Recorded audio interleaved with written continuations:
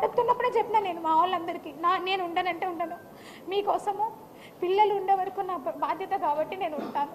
ఎందుకంటే ఇంత పొట్టండి, ఇంత పొట్ట కవల పిల్లలంటే నా స్ట్రెచ్ మార్క్స్ ఇక్కడ వరకు ఉంటాయి తెలుసా మీకు? అరే ఎట్లా మాట్లాడతారంటే అసలు ఎలా ఇది సాధ్యం? విజయసాయి రెడ్డి సార్ ఎంత పెద్ద మనిషి ఆయన. అరే ఆయన వయసుకి నా వయసు కన్నా తేడా లేదా కనీసం? మహాన్యూస్ అన్నిసార్లు ఆయన పేరు పెట్టి రాస్తా ఉన్నారు. అసలు నేను ఇక్కడే ఉన్నా, లోకల్లోనే ఉన్నా. సస్పెన్షన్ ఆర్డర్లో క్లియర్గా మెన్షన్ చేసి ఉన్నారు ఎక్కడ పోకూడదని. నేను కమిషన్కి మెసేజ్ పెట్టినా, సార్ బిడ్డల్ని చూసుకునేదానికి పోవాలి సార్ అనేసి నేను మెసేజ్ పెట్టిపోతా. అరగంట పర్మిషన్ అయినా సార్కి మెసేజ్ పెడతాను. నేను సస్పెన్షన్లో కూడా నేను సార్కి పర్మిషన్ అడిగి నాకు మెసేజ్ పెట్టినా.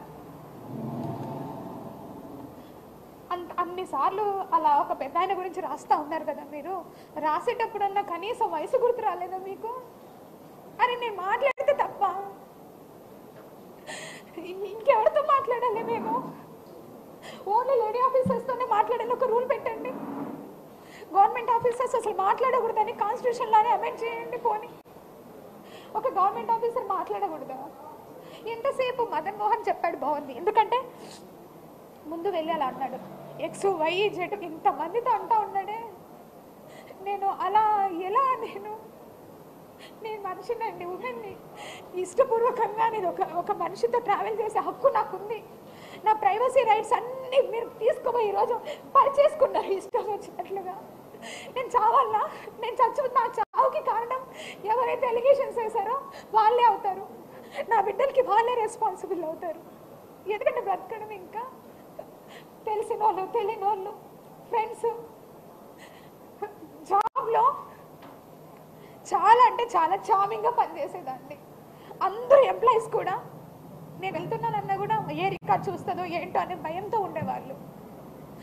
ఇప్పుడు ఇంకే ఆఫీసర్స్ ముందు వర్క్ చేయాలి? నేను ఉద్యోగం కూడా వదిలేసి వెళ్ళిపోవాలి. గవర్నమెంట్ ఉండదు, ఏ గవర్నమెంట్ అన్నా రానియండి, గవర్నమెంట్ ఆఫీసర్కి సంబంధం ఉండదు.